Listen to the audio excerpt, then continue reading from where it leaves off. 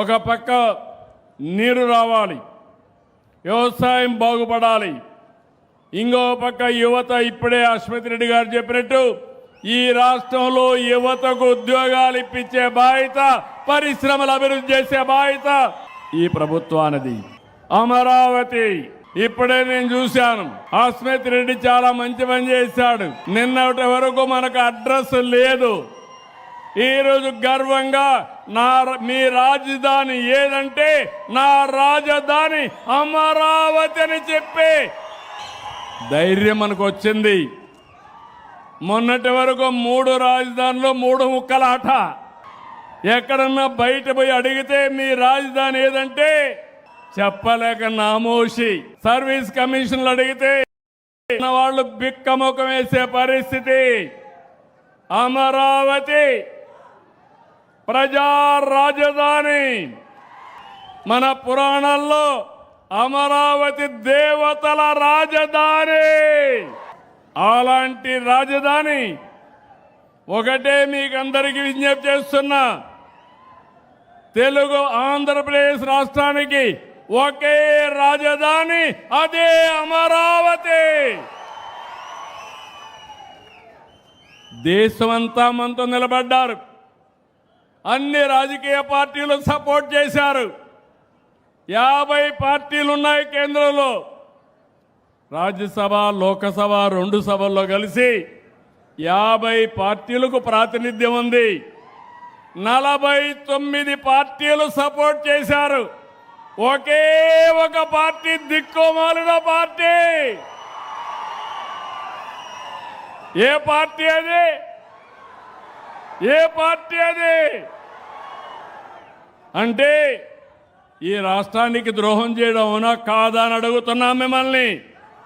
అవును అంటే గట్టిగా చెప్పండి, కూడా చెప్పండి ఇది ద్రోహం అని. అది అయితే మొన్న మాట్లాడుతూ మ్యావిగన్ అంట. ఏమి పిచ్చో నాకైతే అర్థం కావడంలా. పిచ్చ ముదిరింది. అంటే అమరావతి పేరు చెప్పలేకపోతే ఇంట్లో పడుకోవచ్చు, కానీ దేవతల రాజధాని ఎవడైనా ఆ పేరు 10 సార్లు చెప్తే మీకు కూడా పుణ్యం వస్తుంది. అలాంటి రాజధానిని పేరు చెప్పడానికి ఇష్టం లేకుండా మ్యావిగన్ అంటున్నాడు. అదేంటో నాకు అర్థం కాదు. మీకు అర్థమైందా? మీకు మ్యావిగన్ కావాలని అడుగుతున్నా. వద్దు అంటే గట్టిగా చెప్పట్లు కూడా చెప్పండి కరెక్ట్ కాదని. అందుకే నేను మిమ్మల్ని అందరినీ ఒకటే అడుగుతున్నా. ఒకప్పుడు తీవ్రవాదులు ఉండేవాళ్ళు, ముఠా నాయకులు ఉండేవాళ్ళు, మత విద్వేషాలు క్రియేట్ చేసేవాళ్ళు. ఏదైతే మొన్నే మీరు చూశారు ఎలాంటి వాళ్ళంటే బాబాయిని చంపి నా చేతిలో కత్తి పెట్టేవాళ్ళు. ఇది చూసినప్పుడు ఏం చెప్పాలో నాకైతే అర్థం కాదు. ఇప్పుడు అమరావతి బాగా పనులు అవుతా ఉంటే, ఊపందుకుంటే, రాష్ట్రంలో అభివృద్ధి అవుతా ఉంటే చూసి సహించలేక ఫ్రస్ట్రేషన్లో అవినీతి జరిగిందని మాట్లాడతాడు.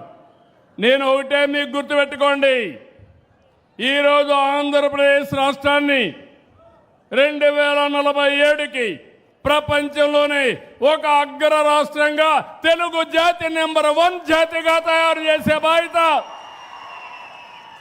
మనం తీసుకుందాం. దీనికి ప్రణాళికలు తయారు చేస్తున్నాను. 3 ప్రాంతాలు. ఒకటి విశాఖపట్నం కేంద్రంగా వెస్ట్ గోదావరి వరకు, అమరావతి కేంద్రంగా ప్రకాశం వరకు, అదే మరిగా తిరుపతి కేంద్రంగా రాయలసీమ ప్రాంతం అంతా అభివృద్ధి చేస్తాం. 3 మెగా సిటీలు వస్తాయి. రాయలసీమ ఎక్కడికక్కడ గ్రీన్ ఎనర్జీ హబ్గా తయారవుతుంది, హార్టికల్చర్ హబ్గా తయారవుతుంది.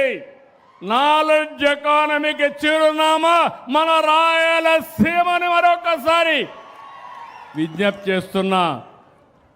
ఓర్వకల్లో డ్రోన్ సిటీ వస్తుంది, తిరుపతిలో స్పేస్ సిటీ వస్తుంది, అనంతపురంలో ఎలక్ట్రానిక్ సిటీ వస్తుంది. ఏరోస్పేస్ సిటీ కూడా వస్తుంది. విమానాలు ఎక్కడో తయారు చేయడం కాదు, మన అనంతపురంలోనే ఈ జిల్లాలోనే విమానాలు కూడా తయారు చేసే పరిస్థితికి వస్తారు. ఇలాంటివన్నీ పెట్టి నేను ముందుకు పోతా ఉంటే ఇష్టానుసారంగా గడిచినటువంటి 21 నెలల్లో 20 లక్షల కోట్ల రూపాయలు పెట్టుబడులు వచ్చి 23 లక్షల మందికి ఉద్యోగాలు వచ్చే అవకాశం వస్తూ ఉంది. కడపలో నేనే కడతా, స్టీల్ ప్లాంట్ కూడా వీళ్ళు కట్టకుండా చేతులు తీసిన దాన్ని పూర్తి చేసి ఎన్నికల కంటే ముందే ప్రారంభిస్తాం. ఇలాంటివన్నీ మనం చేస్తే వీళ్ళు రాష్ట్రం మీద పగబెట్టారు. పగబెట్టి ఇష్టానుసారంగా మాట్లాడుతున్నారు. పోయిన 5 సంవత్సరాలు వీళ్ళుంటే 2000 కోట్లు ఖర్చు పెట్టలేదు. అదే తెలుగుదేశం వస్తానే హంద్రీ నీవా ప్రపంచంలోనే పొడవైనటువంటి కాలువ, ఎన్నో లిఫ్ట్ ఇరిగేషన్లు పెట్టి సమర్థవంతంగా చివరి భూములకి చివరి రివర్లకు కూడా నీళ్లు తీసిపోయే పరిస్థితి వచ్చాం. నేను మీ అందరికీ ఒట్టే విజ్ఞప్తి చేస్తున్నాను. పెట్టుబడులు వస్తున్నాయి, ఉద్యోగాలు వస్తాయి, యువత బాగుపడుతుంది. ఇది చూసి ఓర్వలేక వాళ్ళని భయపెట్టే పరిస్థితికి వస్తున్నారు. అమరావతి వస్తుంది, విశాఖపట్నం అభివృద్ధి అవుతుంది, తిరుపతి అభివృద్ధి అవుతుంది, ప్రతి జిల్లా అభివృద్ధి అవుతుంది. ఇది నా భరోసా. ప్రతి గ్రామాన్ని ఆదర్శ గ్రామంగా తయారు చేస్తాం. తాడిపత్రి కూడా అభివృద్ధి అవుతుంది. అదే మాదిరిగా నేను ఒకటే మిమ్మల్ని కోరుతున్నా, మనకు సేఫ్టీ కావాలి, మన ఆస్తులకు రక్షణ కావాలి, మన ఆడబిడ్డలు స్వేచ్ఛగా తిరగాలి. అవునా కాదా? ఒకప్పుడు మీరు తిరిగారా? 1924 బయట వచ్చారా? మీరు వచ్చారా అని మిమ్మల్ని అడుగుతున్నా. ఈరోజు నేను గ్యారంటీ ఇస్తున్నా, మా ఆడబిడ్డల జోలుకి ఎవరైనా వస్తే అదే చివరి రోజు మీకు. ఖబర్దార్, జాగ్రత్తగా ఉండండి.